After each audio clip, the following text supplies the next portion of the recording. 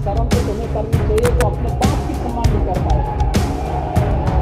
मोदी और योगी के बीच बुरे फंसे रवि किशन। न सीएम योगी ने रवि किशन को बख्शा, न ही पीएम मोदी ने रवि किशन को छोड़ा। तो आखिर ऐसा क्या हुआ कि मोदी और योगी दोनों के हत्थे चढ़ गए रवि किशन? आपको दिखाते हैं, बताते हैं सब। आप भी इस खबर को ज्यादा से ज्यादा लाइक और शेयर कर अपना प्यार और सपोर्ट दिखाएं, और कमेंट में इसे लेकर आप भी अपनी बात, अपनी राय जरूर रखें। चैनल के साथ जुड़कर चैनल को सब्सक्राइब कर हमारी आवाज बने। तो कभी कांग्रेस का झंडा उठाने वाले रवि किशन का बीजेपी पर ऐसा दिल आया कि साल 2017 में भाजपाई बन गए, और साल 2019 का लोकसभा चुनाव आते आते पीएम मोदी और सीएम योगी की उन पर ऐसी कृपा हुई कि बीजेपी ने सीधे गोरखपुर से टिकट देकर चुनावी मैदान में उतार दिया। रवि किशन ने भी पार्टी को निराश नहीं किया और 7 लाख से भी ज्यादा वोट हासिल कर गोरखपुर की सीट बीजेपी के खाते में डाल दी। इस जीत के बाद रवि किशन ने बीजेपी पर ऐसी पकड़ बनाई कि आज मोदी और योगी जैसे धाकड़ नेता भी सार्वजनिक मंच पर उनसे हंसी मजाक करने लगे हैं। भोजपुरी सिनेमा के सुपरस्टार रवि किशन सीएम योगी के गढ़ गोरखपुर से सांसद हैं। यही वजह है कि उनके साथ रवि किशन की अच्छी खासी बनती है। सीएम योगी जब भी गोरखपुर आते हैं, उनके साथ रवि किशन किसी साए की तरह जरूर नजर आते हैं, क्योंकि जिस गोरखपुर से रवि किशन सांसद हैं, उस सीट से खुद योगी लगातार 5 बार सांसद रह चुके हैं। इसीलिए दोनों के बीच अच्छी ट्यूनिंग देखने को मिलती है। ये ट्यूनिंग इस कदर है कि 20 दिसंबर को जब गोरखपुर में विकसित भारत संकल्प यात्रा का आयोजन किया गया था, जिसमें बीजेपी अध्यक्ष जेपी नड्डा भी मौजूद थे, इसी दौरान योगी का अलग ही अंदाज देखने को मिला। अक्सर गंभीर दिखने वाले सीएम योगी ने मोमोज बेचने वाले दुकानदार के बहाने रवि किशन की चुटकी ले ली और भरी महफिल में उन्हें खड़ा कर सवाल जवाब करने लगे कि फ्री में मोमोज खाए थे या पैसे भी दिए थे। फ्री में या कुछ पेमेंट करके किए ना? पेमेंट किए कि नहीं किए?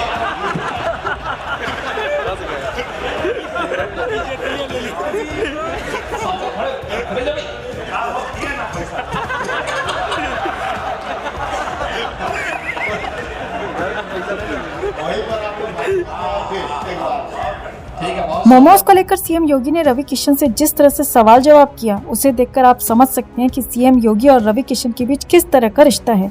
दोनों के बीच एक अच्छी ट्यूनिंग देखने को मिलती है। सीएम योगी ने किस तरह से सांसद रवि किशन की मौज ली, ये तो आपने देख ही लिया। अब बात करते हैं पीएम मोदी से जुड़े किस्से की, कि कैसे उन्होंने भी रवि किशन की चुटकी ले ली थी। दरअसल ये बात 8 जनवरी की है, जब पीएम मोदी वीडियो कॉन्फ्रेंसिंग के जरिए विकसित भारत संकल्प यात्रा के तहत लाभार्थियों से बात कर रहे थे। इस कार्यक्रम में गोरखपुर के लोग भी जुड़े थे, और इसी लोकसभा सीट से सांसद होने के नाते खुद रवि किशन भी इस कार्यक्रम में शामिल हुए थे। उनकी मौजूदगी में एक लाभार्थी से बात कर पीएम मोदी ने जब पूछा कि लक्ष्मी जी, आपके इलाके में गारंटी वाला गाड़ी आया तो कैसा स्वागत हुआ, क्या आप बता सकते हैं?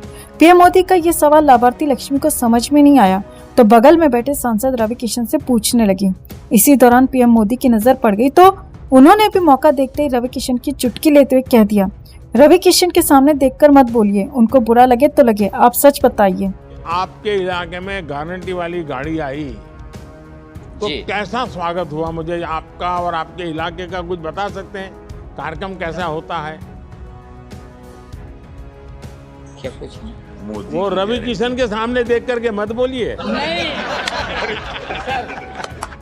आपकी जो गाड़ी चाहे आ जाती है, उनको बुरा लगे तो बुरा लगे, सच बता दीजिए। नहीं सर। पीएम मोदी ने रवि किशन की चुटकी दरअसल इसीलिए ली क्योंकि अक्सर देखा जाता है कि जब कोई अफसर या मंत्री को किसी योजना के लाभार्थी से बात करनी होती है, तो उसे लोकल विधायक या सांसद सिखा पढ़ा देते हैं कि उन्हें क्या बोलना है और क्या नहीं। शायद यही वजह है कि पीएम मोदी ने लाभार्थी को टोकते हुए कह दिया कि रवि किशन को बुरा लगे तो लगे, आप जो हकीकत है वो ही बताइए। पीएम मोदी की इन बातों से समझा जा सकता है कि वो जरूरत पड़ने पर अपने सांसदों को भी नहीं बख्शते, मजाक मजाक में उनकी भी क्लास लगा देते हैं। बहरहाल मोदी और योगी ने जिस तरह रवि किशन की चुटकी ली है, इस पर आपका क्या कहना है दोस्तों? कमेंट में इसे लेकर आप भी अपनी बात, अपनी राय जरूर रखें, और वीडियो को ज्यादा से ज्यादा लाइक और शेयर कर अपना प्यार और सपोर्ट भी जरूर दिखाएं। तो 22 जनवरी का दिन इतिहास के पन्नों में हमेशा के लिए दर्ज हो चुका है। इस दिन श्री राम की प्राण प्रतिष्ठा संपन्न हुई, जिसका गवाह पूरा विश्व बना। देशवासियों के लिए ये पल बेहद ऐतिहासिक था, जो सालों तक याद रहेगा। रामलला की प्राण प्रतिष्ठा के अगले दिन भी दर्शन के लिए मंदिर में भक्तों का तांता लगा रहा। अब प्राण प्रतिष्ठा के अगले दिन मंदिर में कुछ ऐसा देखने को मिला है, जिसे जानकर हर किसी को हैरानी हो रही है। हर कोई हैरान है कि भला ये आज के समय में कैसे हो सकता है। इसे देखने के बाद हर कोई यही कह रहा है कि रामलला के दर्शन करने को हनुमान स्वयं पधारे हैं। तो आखिर ऐसा क्या हुआ मंदिर में, क्यों कह रहे हैं लोग ऐसा, और क्या सच में मंदिर में चले आए स्वयं बजरंगबली? आपको दिखाते हैं, बताते हैं सब। आप भी इस खबर को ज्यादा से ज्यादा लाइक और शेयर कर अपना प्यार और सपोर्ट दिखाएं, और कमेंट में आप भी जय बजरंगबली जय श्री राम जरूर लिखें। चैनल के साथ जुड़कर चैनल को सब्सक्राइब कर हमारी आवाज बने। तो प्रभु राम की नगरी अयोध्या अपने राम के रंग में रंगी नजर आ रही है। चारों तरफ त्रेता का नजारा दिख रहा है।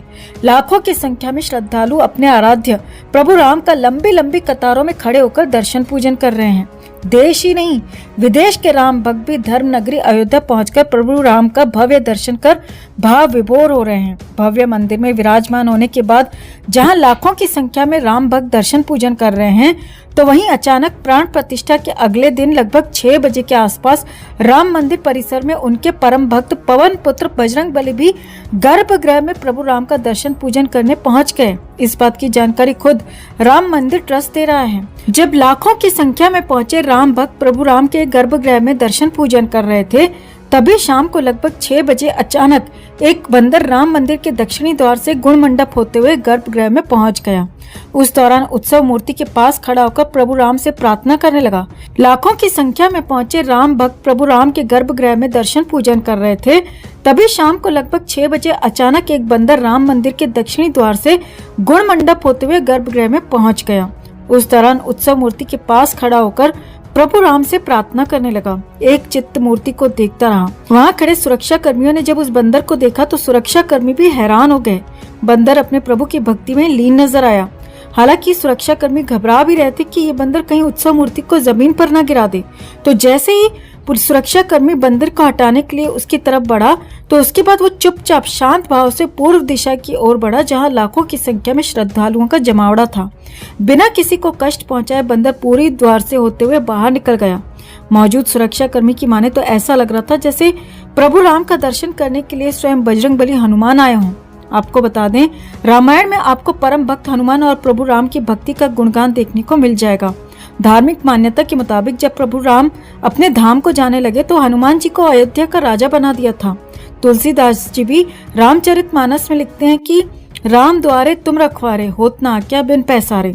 अर्थात प्रभु राम के दर्शन पूजन करने के पहले अयोध्या में हनुमान जी की आज्ञा लेनी पड़ती है और हनुमान जी को यहाँ का राजा माना जाता है। इतना ही नहीं, राम जन्मभूमि के मुख्य पुजारी आचार्य सत्येंद्र दास बताते हैं कि अयोध्या के बंदर हनुमान जी के स्वरूप माने जाते हैं और समय समय पर जब भी अयोध्या में विपत्ति आई है तो किसी न किसी रूप में बंदर ने ही उस विपत्ति का निवारण किया है। इतना ही नहीं, आचार्य सत्येंद्र दास बताते हैं कि जहां लाखों की संख्या में राम भक्त अपने प्रभु का दर्शन कर रहे थे, तो भला हनुमान जी कैसे पीछे रह सकते थे? वो भी अपने प्रभु राम की भक्ति में लीन गर्भगृह तक जा पहुंचे। इसे अद्भुत चमत्कार ही माना जाएगा।